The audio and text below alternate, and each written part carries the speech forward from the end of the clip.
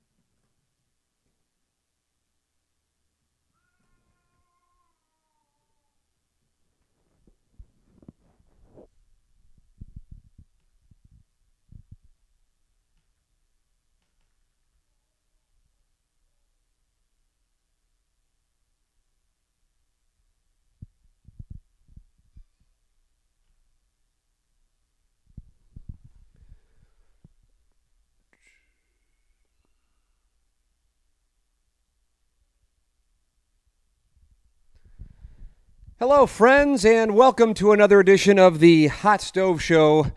It's presented by Mattress Direct live from the Design Air Heating and Cooling Studios in Jupiter, Florida, home of the Cardinals spring training, and also our home here for 2 months on both Scoops with Danny Mac and the Tim McKernan Show.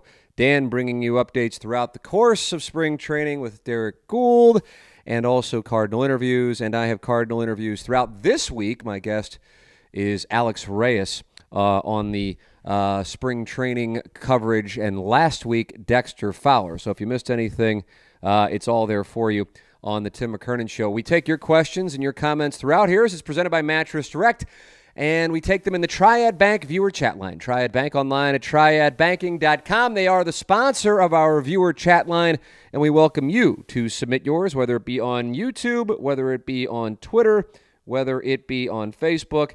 Your questions are welcome. I want to, as Dan is back in St. Louis for a Billiken game this week, I want to go into the win totals and then also the odds that were just sent out yesterday for NL MVP, NL Cy Young. Also have the AL numbers as well. But I love doing the win total thing because I like large sample size bets. Usually that's where you will find an edge. Doesn't matter if it's over or under. Of course, the variance on these are injuries. But when you have a 162-game sample size and you have a good feel on something, you can do pretty well with it. So taking a look at what was posted by Las Vegas about 2 weeks ago, I'm sure the one you're curious most if you're watching this program, the Cardinals, and the Cardinal win total is at 88.5. Now, that's not a number that I would necessarily be really excited about betting, but if I had to bet the Cardinal win total, I would go over. And here is the logic. Now, I am of the opinion that the starting rotation is going to be a strong suit, even though I know that a lot of the analytics don't necessarily indicate that. Personally, I think what's happened with Carlos Martinez, while I'm very confident in saying the organization is frustrated by it, and the frustration goes well beyond what took place with the injury announcement a couple of weeks ago.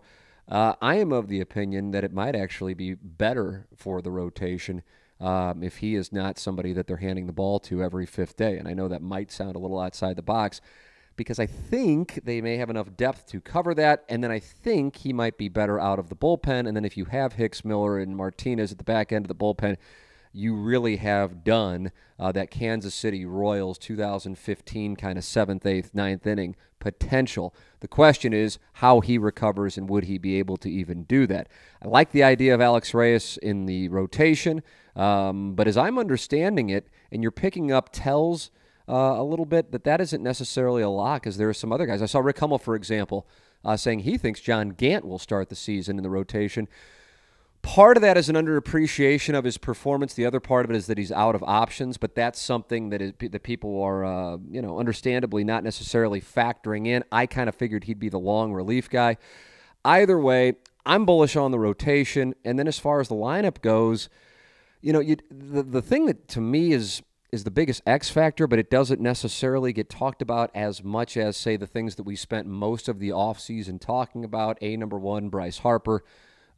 B, Dexter Fowler, and then C, Paul Goldschmidt, is Marcell Ozuna. I mean, if the guy can't really throw from left field, then what does that mean for his availability at the start of this season? What does it mean for his availability throughout the course of the season? And so if you do have him in there, what that does when you look at the lineup, like the Cardinals lineup today, you get a little taste of what the lineup looks like for 2019, and it's an impressive thing as far as potential goes. But you take him out, and you don't know what you got with Dexter Fowler. You don't know how Harrison Bader is going to hit on a consistent basis. Can Tyler O'Neill be the guy the Cardinals expect him to be? How much playing time does he get?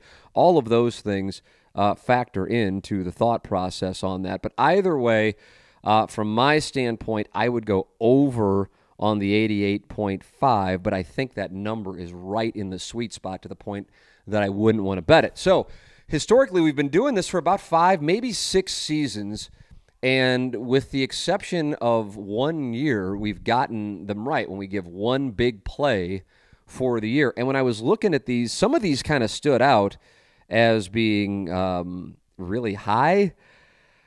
Like, for example, I mean, when you're predicting the Astros to win 96.5 games, I know they're talented, but you're essentially predicting a 100-win team there. I mean, obviously you have a little sweet spot on a landing area of 97, 98, 99, but that's basically what you're saying. And I don't know if you can go into a season and look at a team and go, that's a 100-win team. And even if you are really high on the team, to get there and then maintain that throughout September if they have a big lead in the American League West. I'm not sure what you're going to get out of that as far as them playing to win every game over the final couple weeks of the season. We saw that a decade ago with the 2009 Cardinals. And then the Yankees at 96.5 wins, a much improved bullpen, but a questionable rotation. I think they are a dangerous team to win the World Series, but I don't know about winning 97 or above games in the American League East. And so, therefore, I like the under on the Yankees at 96.5 as a really nice value from a betting standpoint. Not because I don't think they're any good, but because winning 97 games is just so difficult, in particular in that division. And then if there's an over that I like, in Major League Baseball, there's a couple where you go, my God, these numbers are so low, but I still could see it actually covering the under. Like the Marlins, for example, are at 63.5. If there's an over that I like, I would take the Cleveland Indians at 90.5. Based on just how bad that division is expected to be, them being able to rack up 91 wins, that strikes me as a really good play from an over standpoint. As far as a team that might be undervalued, on an over-under to go over on. I think, but I'm not. I don't speak with a passionate sense on it, but I think the Pirates won't be as bad as 77 wins or below. I've seen some predictions that have everybody in the National League Central being 500 or above, and so the Pirates are set at 77.5. And I see value in the standpoint that I think they're better than that, but that isn't one that I would go crazy about. I really like the Yankees under. And as far as an over goes, I really like the Indians over. Now, USA Today updated it since all these free agent signings here over the last couple of weeks, because those numbers came out from Las Vegas on February 17th. USA Today put a panel together of 6 people and gave out their projection on win totals. They do have the Yankees barely covering that over. They have them as a 98-win team. The Red Sox 95, the Rays 86, and that's the part of my thought process. You have 2 teams that are expected to be really good this year. One everybody expects, one that kind of flies under the radar in Tampa. They do have Cleveland going over 90.5. They have them at 93, and they have the Astros right in that sweet spot of 98. But here's what they have in the National League Central. A 3-way tie for the National League Central with all 3, Cubs, Brewers, and Cardinals, winning 89 games. So, interestingly enough, for all the news that they have made over the last 5 months, and in particular over the last week, they do not have the Philadelphia Phillies winning the division. They also have that one incredibly tight with the Nationals and Braves at 89 and 73, and then the Phillies at 88 and 74. What games, what teams people like as far as money moving in? The consensus is the Red Sox still, and I think people picture what they were in October. I'm anxious to see how much they continue that momentum and what goes on in that division and how much what the Yankees have done with their bullpen translates. And then in the National League Central, you know, the Reds have gotten a lot of attention. I'm just not sure how much that's going to lead to actual wins. Their Las Vegas total 79.5, and then in that USA Today panel, they had them at 75, 8, and 87. I'm just not sold on the Reds. I'm just not sold on. I get that they've improved, but I'm just not sold on the Reds. Not to say that anybody's talking about them necessarily winning the division, although I've seen some people making kind of a long shot play there. But as far as USA Today having them at 75 and Las Vegas having them at 77.5 or 79.5, excuse me. I understand that thought process. So those are the win totals. If I'm making my plays for the purpose of officially making the play for the 2019 season, here is where I am. The one that I think I like the most on an over is the Indians, and as far as an under, it's the Yankees. And again, I could see the Yankees winning the World Series. It's just a matter of having that win total in that division. I think that will be awfully tough. At the same time, you do have the Baltimore Orioles and the Blue Jays in that division, so they could rack up some wins there. So with that said, if I had to bet, I would take the Cardinals and the 88.5 over on that. Your questions are welcome in the Triad Bank viewer chat line. Send them in, whether you be watching on Facebook, whether you be watching on Twitter. You can enjoy the fun and games throughout here as we broadcast from Jupiter, Florida. Our studios are presented by Design Air Heating and Cooling. Design Air is online at designairservice.com. They are the #1 train dealer in the Midwest. It is hard to stop a train. Design Air Heating and Cooling. I'm a client. Dan McLaughlin, my co-host, who is in St. Louis on the call of the Billikens game. He is a client, and we don't hesitate to recommend Design Air Heating and Cooling to you. They're online at designairservice.com. Let them know that the Hot Stove Show sent you their way. So yesterday, we saw the odds set out for the MVP and the Cy Young in the National League. And I guess I shouldn't be surprised by this when you kind of look at the list, but initially I was like, wow, that's a big number as far as considering who he's up there with.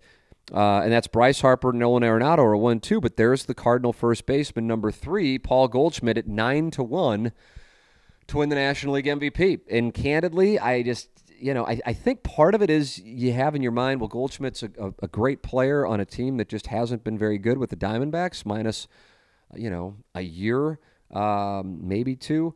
But, now he is in the middle of the Cardinal lineup. And if Matt Carpenter's getting on base, monster if on what goes on around him with Dexter Fowler, with Marcell Ozuna, he could put up some big numbers. And it is his free agent year, just like Ozuna.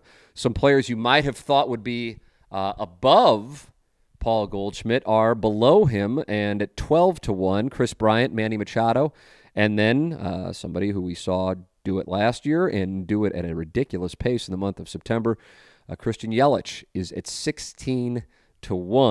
And then a bunch of guys at 20-1. Anthony Rendon, that was surprising to me. Rhys Hoskins at 20-1. Acuna as at 20-1. Eugenio Suarez, that's a guy that just kind of flies under the radar. If you want to make a value play on the Reds, this guy absolutely can rake, especially in that ballpark, and he was out for a portion of the season last year and still put up ridiculous numbers. Freddie Freeman at 22-1, I think, is a nice value. And then you get into the 25-1 and below. Anthony Rizzo, Cody Bellinger, 25-1 and 28-1, respectively. As far as any other names that might stand out to those of you watching from the Cardinal department or monitoring the National League Central, Joey Votto, 33-1. Javier Baez at 33-1. That one strikes me as being a nice play as well. And then Matt Carpenter is below at 50-1. A lot of talk about Josh Donaldson and the Cardinals going back before he signed, and he is at 50-1 as well. And finally, taking a look at the National League Central, Lorenzo Cain is at 50-1. What about the Cy Young? Miles Michaelis is the only Cardinal who received any potential odds on this, and he is at 40-1. The favorite, Max Scherzer, and then second, Jacob deGrom. Aaron Nola at 9-1. Clayton Kershaw 10-1. Noah Syndergaard 14-1. Those are your top 5 in the National League Cy Young. So there it all is. If I had to make plays just for the sake of throwing darts at this thing, just for the absolute heck of it, I'm going to go with deGrom. I'm of the opinion he's just going to go on a tear this year. I know that'll disappoint Mike Francesa, but Jacob deGrom would be my play there. And then in the National League MVP race, I think there's something to be said, actually, for Goldschmidt at 9-1. From a value standpoint, like I said, Suarez, I will go with Freddie Freeman at 22-1 on the National League MVP. Part of that is just because I think the odds are too high at 22-1. Your thoughts are welcome. Your questions are welcome in the Triad Bank chat line, and you can submit them anytime you would want. Baseball questions or otherwise are welcome here as we do the Hot Stove Show. It's presented by Mattress Direct. We have the winner of our spring training contest coming down here in 2 days. Sarah Golden and her significant other are flying down to Palm Beach International, courtesy of our presenting sponsor, Mattress Direct. Mattress Direct online at stlmattress.com. If you want to get a mattress, you need to get a mattress. Support the local guys. Support the guys who support our show, Dan McLaughlin and I, with the Hot Stove Show. It's presented by Mattress Direct, and they're taking care of people coming down to Jupiter, Florida for Cardinal spring training. They'll be going to the Cardinals and Astros this Saturday and enjoying the weather and the experience of Cardinal spring training. If you have not made this trip, my God, you have to experience Jupiter, Florida. I would say it's about 80 degrees out there, and I know that weather is not what's going on in St. Louis. Let's take a look in the chat. This one comes off of Twitter. The NL Central is such a grind this year. Who would you bet on to win the National League Central? I don't have a hatred of the Chicago Cubs like I know a portion of the audience does. In particular, I think probably if you grew up in the Metro East or in Southern Illinois, or as you go up kind of in the border areas of the rivalry, it's kind of like as a Missouri guy, if you grow up on the west side of the state, you have a stronger hatred of Kansas. I just look at them as kind of like a rival, and I wish they were playing. So with regard to that, my reason for pointing that out is I don't have a hatred of the Cubs, and therefore it's like leading me to say this. I just don't buy into the Cubs this year. And I was kind of confused by how the Brewers were getting these low-end projections. I realized there's been some pitching attrition. I realized they got performances from pitchers last year that certainly surprised me, and I would imagine surprised a lot of the analytics guys. But if I had to make plays, I would put the National League Central between the Cardinals and the Brewers on a back-and-forth division race, but I don't know if anybody really pulls away in 2019 in the National League Central. Tim, have you seen the Game of Thrones? This is nice. See, this is not sports related. This is right in my wheelhouse. Have you seen the Game of Thrones trailer? I think we should all leave work and bask in it for 5 weeks. That's from BDK, Father Time. I believe that's in reference to the great Big Daddy Kane.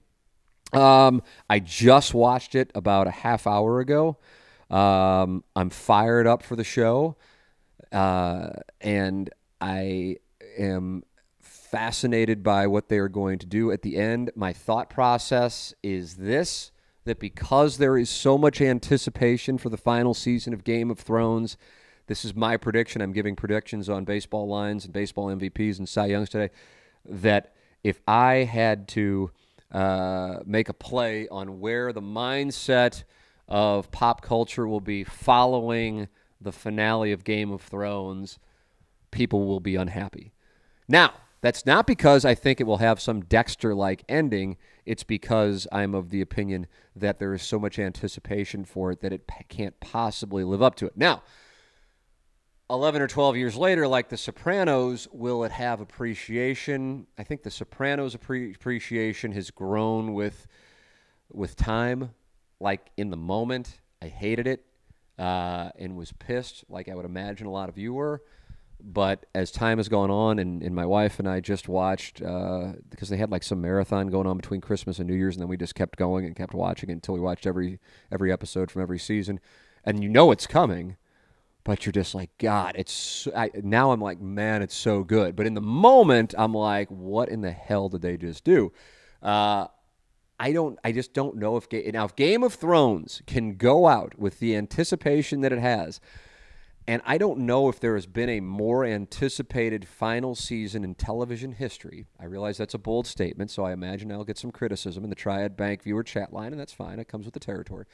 For them to be able to live up to that anticipation, those expectations, because of what they've delivered for the last, 8 years, that's just tough to do, especially in social media where so much is negative, or you've got to just piss on it, even if you're going against the grain to be contrarian. So from that standpoint, that's my prediction. I don't know how they can go above and beyond what they've already done, unless there is just an absolute unforeseen outcome to this thing. But even then, maybe people are unhappy.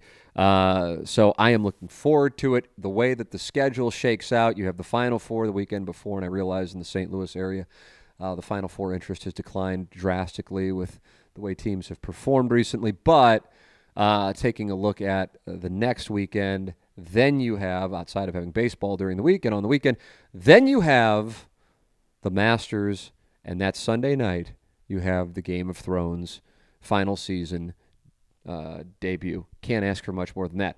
Michael Bibbs in the Triad Bank viewer chat line says, I think the Reds become this year's Brewers. I think they will surprise a lot of people. Yeah, I could see that being the case. What I'm anxious to see on the Reds is, and you're right, I mean, if you want to draw the parallel with the Brewers, I thought when people were high on the Brewers last year, I'm just like, yeah, how are they going to get outs? And then you saw what happened with the bullpen, but there was the rotation that came out of nowhere. That was such a surprise.